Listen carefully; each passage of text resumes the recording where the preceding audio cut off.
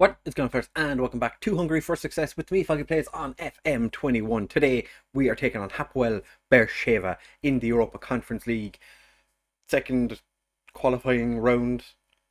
It should be an interesting game. We are expected to be similar teams. I'm a little bit concerned that if we do beat Hapoel Be'er-Sheva over the two legs, we then take on Besiktas.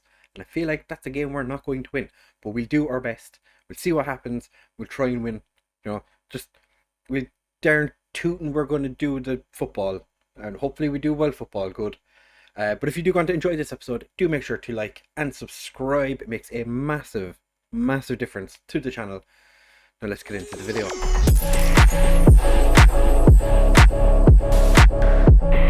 Right, fellas, so as I said, Hapoel Be'er-Sheva for both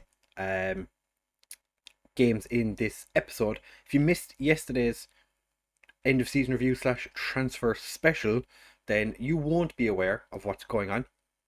But we've got 3 new players that have arrived, and we've sold or loaned out 23 so far. So it's been a time. As you can see, 600,000 has come in. We've a tasty little balance here. Oh. And we spent a load of it as well, by the way. We have upgraded the youth facilities. We're actually improving them again. And I think the training facilities are getting done as well. As you can see, we're increasing everything to try and make everything just a little bit better. We are significantly better than the average for everything, which is fantastic. It's exactly what you want to see. Just smashing it out. We're looking for a new director of football because our old one has gone off to manage... I think it's gone to VAC. I think is where he went. But for today's game, this is how we're going to be lining up. We have Hut Wagner starting in goal because obviously he's the best one of the best goalkeepers in Hungary. Piralevsky and on guard starting as our wingbacks. On guard is not fit to play the entire game because I think he picked up an injury recently. I can't remember exactly what happened. I don't manage my own friendlies, obviously, because I am not an insane human being. But we've Derek and Markella starting in central defence. Diaz making his debut alongside Ortiz. Versace and Carlsberg starting as our wide men, with Fred Johnson and Gabriel starting up front. Versace also not fit to play the full game. He did pick up an injury as well. So we've a little bit of change on the bench. Guard could end up making his competitive debut for us. Many players aren't registered for this game as well, but not any player that you kind of go, oh, well, you really want that player involved. Theo Walcott's unregistered. Mortiz Leitner because he's, under offer. Monazimi misses out because I feel like Mandira has had a better time of things recently. And Pushkash is suspended, which is quite disappointing because he's quite possibly our best defender, but we'll see what happens in the next match, in this match. Hopefully, because we're starting at home, we just keep the score fine and we don't lose. If we lose, I'll be disappointed because we are at home, but we are quite a good team away from home as well, so we'll just see what happens. I'm kind of rambling a little bit. I'm a little bit nervous, as you would expect. I'm not 100% sure what to expect from this game. They've Ben Sahar up front. That's interesting. I thought he retired, but clearly he hasn't. I remember him being a wonder kid on previous FMs, and he was fantastic. Ongard gets across. Carlsberg can't get into the back of the net. Ben Sahar is sitting. I'm just assuming now it's Ben Sahar, sitting very deep for a lone striker. Is it Ben Sahar? It is. How old is he? He must be like. He's only 33. What? I feel like this guy's been around in football for forever. He's actually come home as well, which is interesting. But yeah, I remember when this guy used to be an absolute slapper of a wonder kid. Everything about that, he'd score like 40-50 goals a season, easy. But never quite had that career. I feel like there's a mistake coming because we're just passing it around between our centre backs, very high up the pitch. Carlsberg gets it to on guard, who's been very involved so far, while not really doing anything. Piralevsky gets it to Ortiz. Piralevsky, Versace. Piralevsky. Is he going to win the penalty? He isn't, but the keeper. You really, really got to keep a hold of those. You really got to win those. And Versace is there to just slot it into the back of the net. Versace starting his scoring early this season, getting in there in the second round, where last year we were in the first round. But like I said, there was a change to how we get into the Europa Conference League. So it's, I think, one team gets into the third round, two teams get into the second qualifying round, and the champions still make it into the Champions League qualifying rounds. Versace's done it again. Paul Carlsberg, who I was expecting to get more assists last season, but he did score quite a number of goals, so he was involved, which is quite delightful. Irregardless, but yeah, from his time in the Faroe Islands with Skella, was it that he played with? When he got like 19 assists in the season before he left. I was kind of expecting him to have one of those seasons, but the dude was on fire. He was a fantastic player to have. So I'm not going to complain too much. Ongard and Versace are both quite tired, hopefully at half time. That was quite close. We got away with that when Yusuf just put that one wide. Hopefully half time they'll relax a little bit, have a couple of orange slices or something, get their fitness back up a little bit. Nobody's having a terrible game, which is quite good. Gabriel's not having the best of games. Didier Diaz not having an amazing game. He is 17 years old, and we somehow managed to get him. I'm not sure how. He does seem like quite a high potential player. So the fact that he joined us is quite delightful. I do want Versace to score a hat trick, but I feel like we're going to have to take him off sooner rather than later. Yeah, for 68 minutes, I'm going to take off on guard, bring on Suarez. Versace's going to come off for Gard. Gard is a right-footed player, but we're just going to leave him on inside forward. I think his finishing is better than his crossing. No, his crossing is much better than his finishing, so we are going to go with inverted winger, because I'm spicy and fancy that way. Mandira is probably going to come on in the not too distant future, just to get him running around. Like I said, Gabriel's not been in the best of form for this game. To be fair, he's played at 6.7. He's not the worst player on the pitch. Diaz is the worst player on the pitch at the moment. So maybe I take Diaz off and bring on Kovacic and give him his debut. Just completely ignore the fact that the guy who won us the Hungarian Cup is sitting on the bench, and just bring on all my new signings. My new favourite toys. Should you call players toys? I imagine that's probably not. Oh, Gard almost scoring on his competitive debut, but the assistant referee decided he didn't want anyone to have fun. It's close. If we lose by a goal now, I'm going to be furious. Pirilevsku is exhausted, but it's fine. Carlsberg finds Fred Janssen, but their keeper actually manages to keep a hold of the ball this time. Fantastic news for him. He remembered that he's a goalkeeper and he's allowed to use his hands. What kind of defending? What?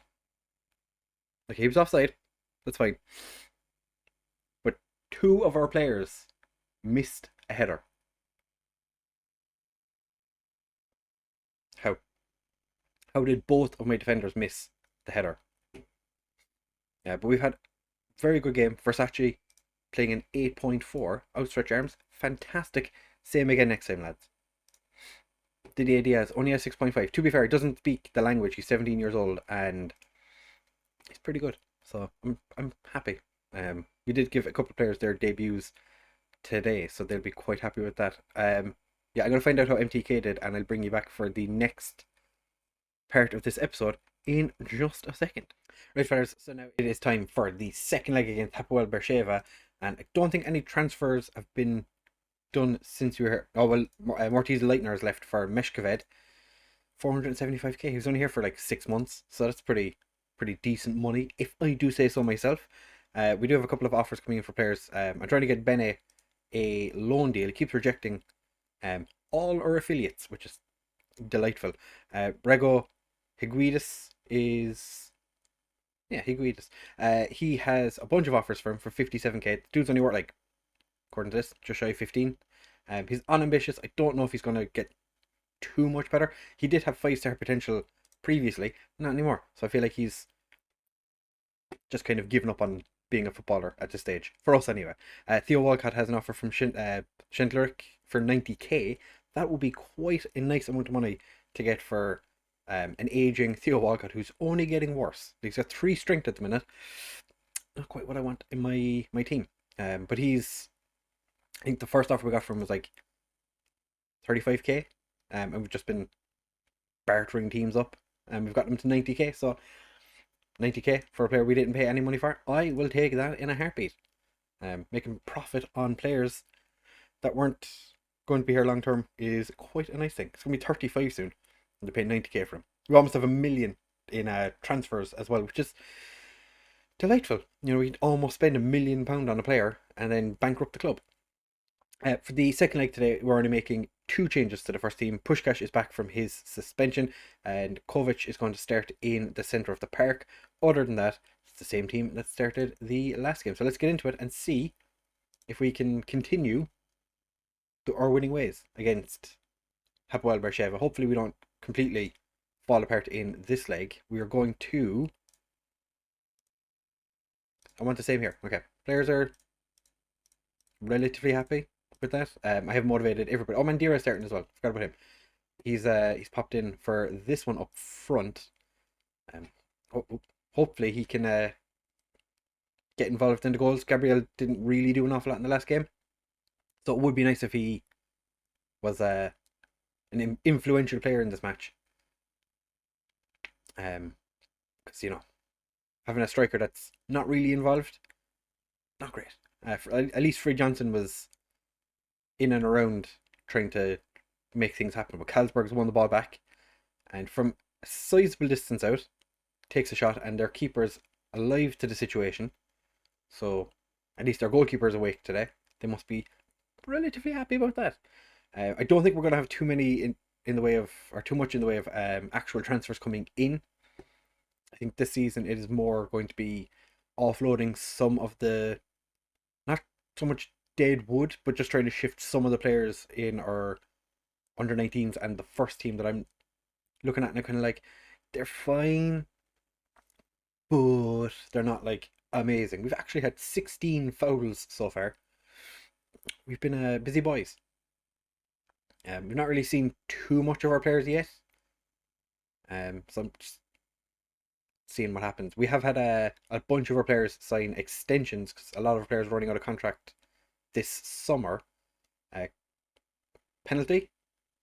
First that you got hacked down. No? Okay. This is fine.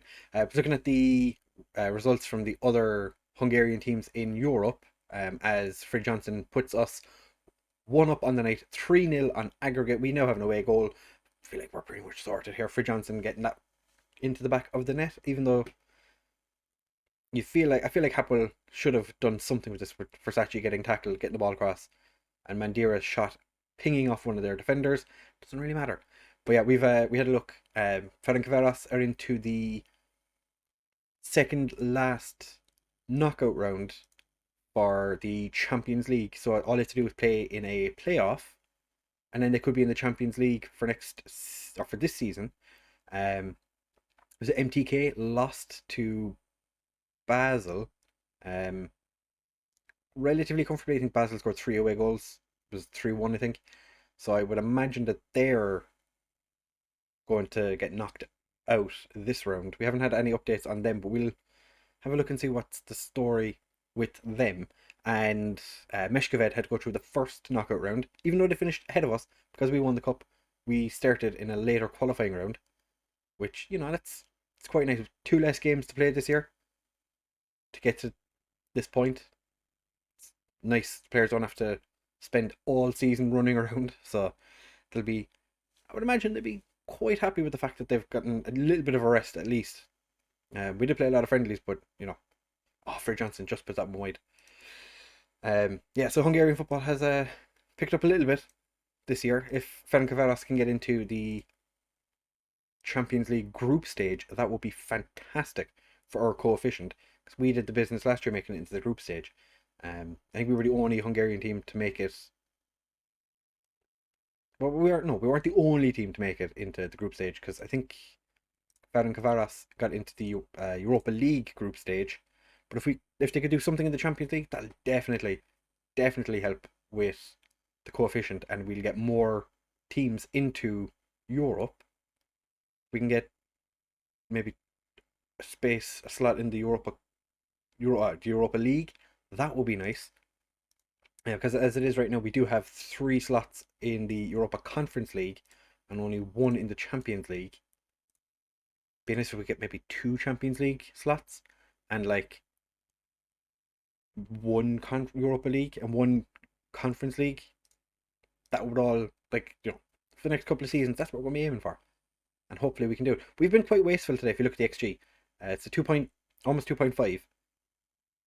And for Johnson scores, as I'm talking about it, we'd only scored the 1 goal. We'd nearly 3 goals, but I wonder what that's going to bring it up to now, because that looked like a fairly decent opportunity based purely on the fact that we have a 6'5" striker. But yeah, this game is done and dusted. Diaz gets it to Perelevsku, smashes it off one of their defenders. Perelevsku gets it across, and it is cleared, but only as far as on guard. Diaz playing an all new central midfield, actually. Oh no, we're not. Anchor is on the bench, or starting. Guard, oh, it's blocked off the line by their goalkeeper. Either guard is just not meant to score. It's just, I'm sad. I wish that guard was allowed to get a goal here. Their keeper seems to just be really quite good against him, or he gets caught offside. And Ankara was having none of that. Prelevsky gets it forward for Johnson to put the cherry on top of the cake. He's just waiting to be challenged. He wants a penalty. Mandiras hit the post, and Hapoel have the ball, but they're nonchalant about it, and then ping it forward to literally nobody. And Hudfagner comes out for a little bit of a wander, stretching his legs. Not had to do an awful lot today. Speaking of the devil, here comes Hapoel on guard, absolutely hammers it off their defender, and the game is over. We did have a 2.97 XG, so we should have scored 3 goals, but we didn't. For Johnson getting both of our goals today, that man, we gave him a new, I think, 4-year deal. So he'd be 34 when his contract expires. Probably not the best decision, but he's on 4K a week as well. I did want to get rid of the he had a match highest earner clause. I didn't really want that, so I was like, yeah, pay him $4,000 to get rid of it. Just if anything happens, we'll worry about it later. MTK have been knocked out by Basel 5-2, so they did not have a great time. Meshkoved ended up beating Apoel Limassol 6-4, so Meshkoved make it into the next round. Aberdeen absolutely smashing Koper, a Slovenian team, never even heard of them. 12-0. 12-0. Was there any other mental results? Djurgården's winning 13-1. It's a pretty sizable result. It's not actually other. Mold beating Dinamo Tbilisi 7-3. I would say I'm surprised we're not. Sabertulo, another Georgian team, knocking out Differdange. Kind of surprised Sabertulo actually have quite a good youth academy. If you're looking for anybody who to scout, they're a very, very good option. Lincoln Gibraltar 8-3 against Santa Colma. 13-0 against Valletta. That is, some of the results were insane. We did get a cheeky bit of cash for that. We've drawn Besiktas, which is, like I said, I'm not expecting an awful lot from that game. Besiktas, quite a good team. I'm weary.